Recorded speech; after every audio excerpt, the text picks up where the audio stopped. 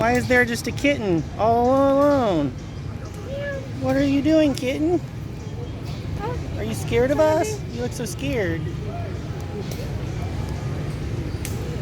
Where's this kitten doing? Oh my gosh. Why is there a kitten here? Somebody abandoned you? You're abandoned?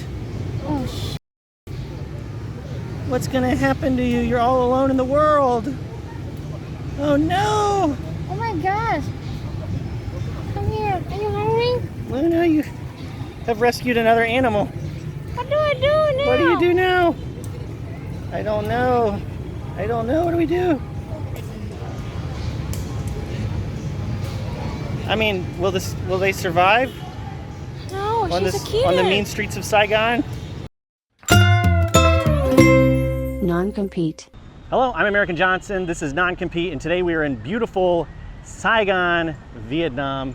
It's a lovely, lovely park, and I thought we would take a stroll and talk a little bit about the election.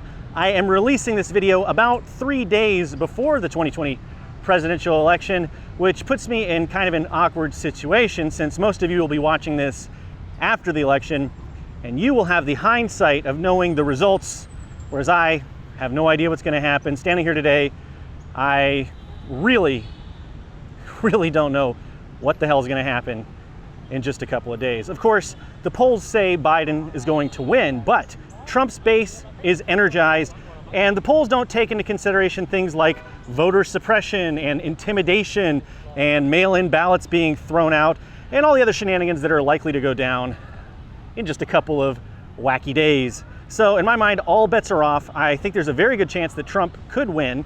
And if that happens, I am absolutely sure that liberals will once again completely fail to grasp why their candidate lost this go-around, just like we saw back in 2016. Only this time, instead of blaming Russia and the emails, it'll be China and the laptop. And of course, Bernie bros, those toxic Bernie bros. Some things never change.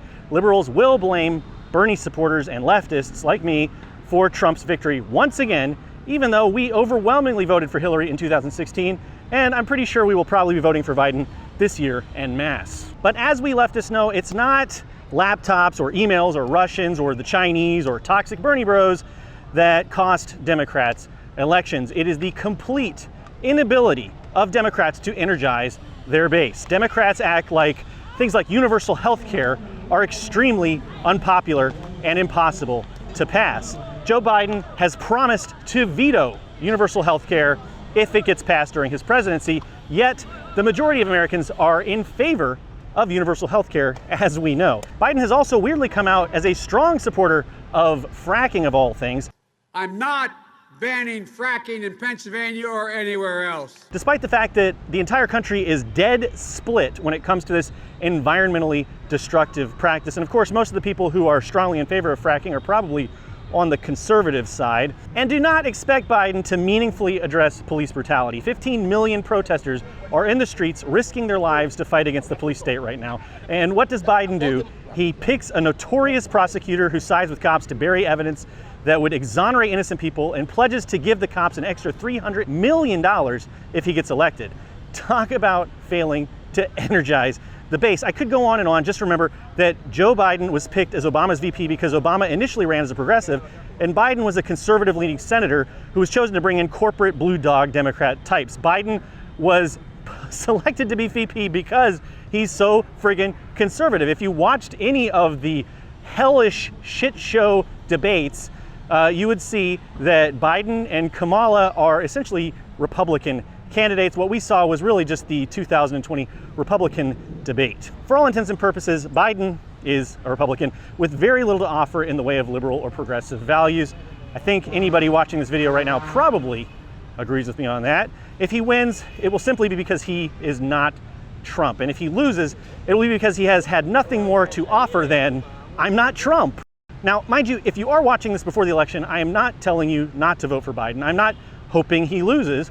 I hope he doesn't lose. I hope Trump doesn't win, certainly. I'm just saying whether he wins or loses, he's still not going to be offering much in the way of, well, to steal some lingo from his former boss, hope and change. Look at this friggin' tweet Biden just sent out. I'm not gonna shut down the country. I'm not gonna shut down the economy. I'm gonna shut down the virus. Joe Biden 2020, folks. Who thinks this kind of conservative ass rhetoric is a good idea for the Democrat candidate to be parroting? But I don't know, again, hindsight will be 2020. Maybe this is what Biden needs to do to win the election. Maybe it's the right strategy. I'm not gonna make any predictions. I will say though, if you are a leftist like me and you care about the environment, the working class, building a better world, I hope you aren't putting a lot of stock in a Biden administration pulling us forward. Environmental destruction will continue unabated.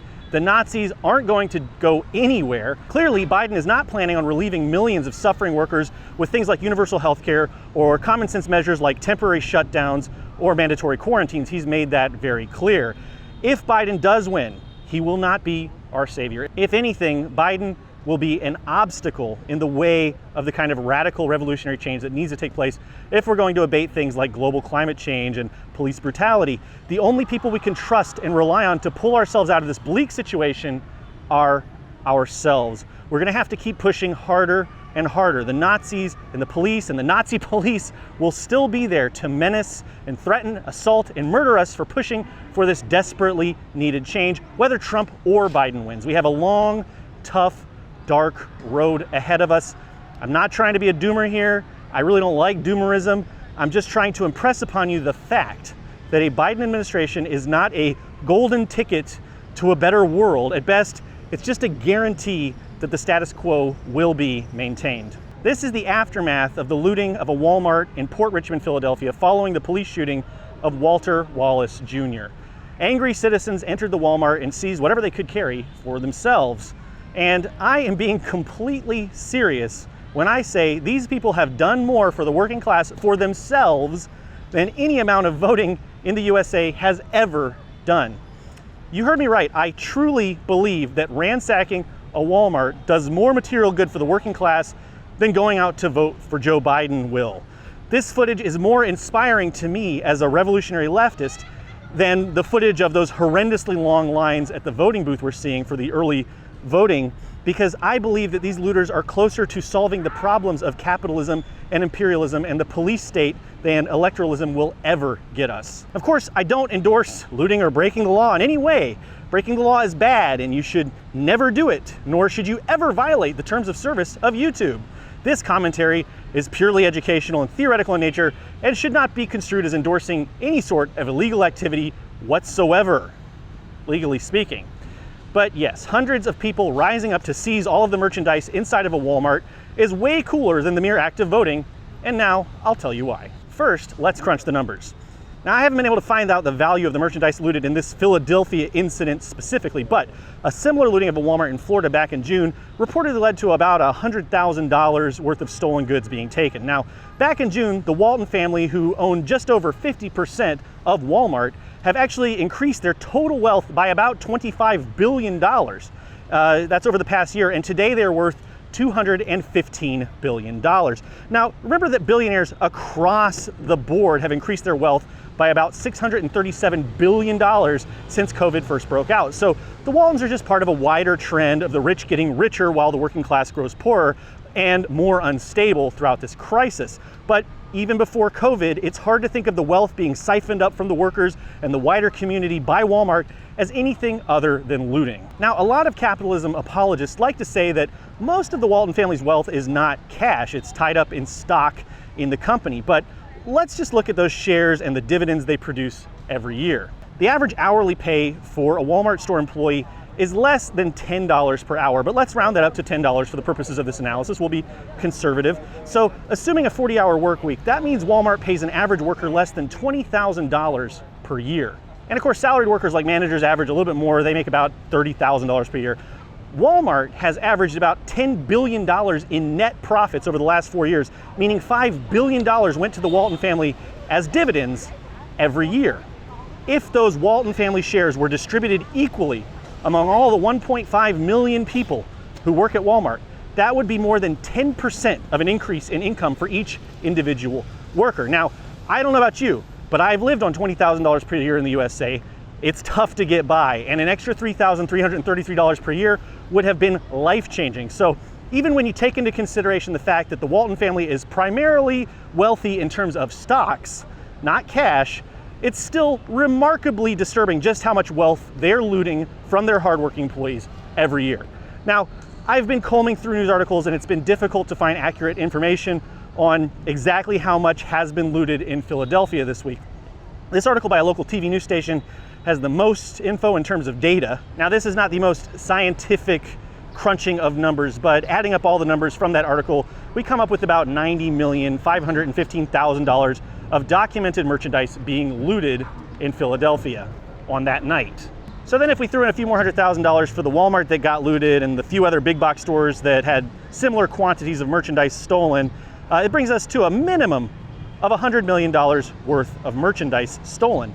And I'm guessing that the real number is actually somewhat higher than that. But again, let's be conservative and go with $100 million for the purposes of this analysis. Now it is getting dark because there is a big storm coming. So let's go down into this little shopping center, the capitalist bowels of Ho Chi Minh City. By the way, if you were wondering, Ho Chi Minh City and Saigon are kind of interchangeable terms. The Vietnamese people use those terms interchangeably. Saigon is actually technically District 1 of Ho Chi Minh City, and many years back, they incorporated a bunch of cities and townships together with Saigon, and that whole big metropolitan area is Ho Chi Minh City. So you could say Saigon to refer to District 1 of Ho Chi Minh City, or Vietnamese people just use Saigon and Ho Chi Minh City kind of interchangeably when they talk about the whole city. So don't at me in the comments about that, you ding-dongs. You know who you are. So about $100 million, more or less, at least, looted from Philadelphia a couple of days ago. And Philadelphia is an extremely poor city. About 25% of Philadelphia was in poverty before COVID-19 struck the city. That's about 400,000 Philadelphians in poverty. I'm sure the number is higher now since COVID hit. With all these figures in mind, let's figure out who exactly is looting who.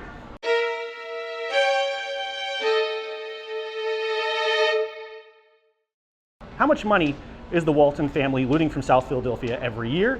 Well, there are about 11,500 Walmart stores in existence. So if we divide the Waltons' $5 billion in annual profits by 11,500, we see that they're scooping up about $435,000 per year per store. So if indeed Philadelphia residents took $100,000 in merchandise from that Walmart during the looting, that means that the Waltons still owe those Philadelphians $300,000 plus for this year alone. Of course, stretching back through the decades, this means the Waltons have in all likelihood looted millions from the working class in Philadelphia alone. Of course, when the working class seizes back what's been stolen from us by capitalist billionaires, it looks much more dramatic and it seems more destructive on those TV camera lenses. But in truth, the theft of labor value from workers by the capitalist class does far more damage to the fabric of our society. Capitalist theft from the working class is the reason 25% of Philadelphians are in poverty to begin with. Now, a lot of left to say we shouldn't be supporting looting because it's bad optics. And I did a video a couple of weeks back about optics. In case you didn't see it, I'll just summarize, I'll repeat myself. Optics for who? Who are we concerned with when we're talking about optics? Are we really that concerned with appearing distasteful to privileged, well-off liberals who are so insulated from suffering and oppression that they can't understand why a city where a quarter of the population is in poverty might want to rise up and seize food and clothing and other material goods for themselves from the capitalist class? People are looking at me funny, so I'm going back out into the rainstorm. It might get dark. Anyone who has ever been materially insecure, just like I was socially insecure in that shopping center, but anyone who's ever been materially insecure, anyone who's ever lived in poverty, myself included, should have some intuitive understanding of why people might be driven to this kind of behavior. As Pyotr Kropotkin wrote over 100 years ago in The Conquest of Bread, very different will be the result if the workers claim the right to well-being. Oh my God, it is raining. I'm going back down there. We're just gonna hang out right here, I guess. As Pyotr Kropotkin wrote over 100 years ago in The Conquest of Bread, very different will be the result if the workers claim the right to well-being.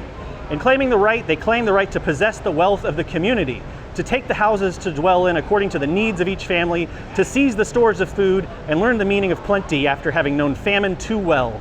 They proclaim their right to all wealth, fruit of the labor of past and present generations. The right to well-being means the possibility of living like human beings and of bringing up children to be members of a society better than ours, whilst the right to work only means the right to be always a wage slave, a drudge ruled over and exploited by the middle class of the future. The right to well-being is the social revolution. The right to work means nothing but the treadmill of commercialism. It is high time for the worker to assert the right to the common inheritance and to enter into possession. It's still raining? Sure it is. If I had an umbrella, this would be a lot better. It's not raining at this moment. With Kropotkin's words in mind, the greatest crime to me is that we don't have more workers rising up to seize back what has been stolen from us. Look, I know it looks really sad to see... What are they doing? Look, I know it looks really sad to see small businesses busted up and ransacked. I've seen the video of shop owners crying about their lost inventory, but I'm a former capitalist myself. I used to own a retail camera shop, and you know what? All our shit was insured. Most companies insure their inventory, and if someone looted or set fire to our business, the one that I used to own, we would have gotten a big fat check from the insurance company, and it would have been awesome. I would have been very happy to get that money. It probably would have been better than not having had my business looted, to be honest. I can absolutely guarantee you that that Walmart was fully insured. The Waltons will not be losing a dime because of what went down in Philadelphia. And if some smaller scale capitalists didn't have proper insurance, well, isn't that the risk that capitalists are always talking about? I mean, capitalists love to say that they're entitled to their profits because of the risks they take. So why should we feel sorry for them when that risk swings in the other direction? Like, sure, I understand that there were some family-owned businesses and individually owned and operated shops without any capitalistic exploitation of labor going on, and maybe even a few workers' co-ops that might have been negatively impacted by this looting. It's possible, and I don't want to downplay my sympathy for those folks. My mom used to run a little independent business when I was growing up, and she did not exploit any employees herself, and she would have been devastated. Our family would have been devastated if she suddenly lost all of her merchandise. But in terms of scale, I think it's hard to say that this kind of looting hurts the working class more than it helps us. And it certainly doesn't hurt the capitalist class in any meaningful way. They will go on making billions and billions of dollars, rest assured. So I will leave you with this question. How much has voting for Democrats helped the working class in the USA? Philadelphia has had Democrat mayors continuously since 1952. How much has the DNC helped workers across the USA in terms of real material aid to the working class? I, for one, believe that the looters in Philadelphia have materially aided themselves far more in this single act of looting than Democrat politicians have materially aided them in the last decade combined all across the USA of their political service. And that's why I think the act of looting, this act of looting, has been more politically significant and materially more beneficial to the working class than voting in Democrats. I'm sure this won't be a controversial opinion, but if you do disagree, sound off in the comments because that helps me algorithmically. It looks like we just got light in time for the end of the video. I hope you've enjoyed it. I hope you'll click subscribe if you want to watch more. Share it with your friends. Radicalize some libs if you haven't already today. Thank you very much. We'll see you next time. I'm American Johnson. Whoa. I'll see you on the other side of this election. It's going to be wacky. Bye for now.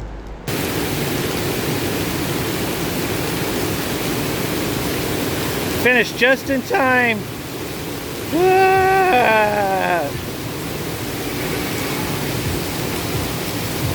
This guy just helped me walk across with the umbrella. Thank you so much. And God bless. Oh my God, he just saved my life. Luna still has the kitty cat. Oh my gosh. What's wrong? You don't like the rain? What are we gonna do with this cat?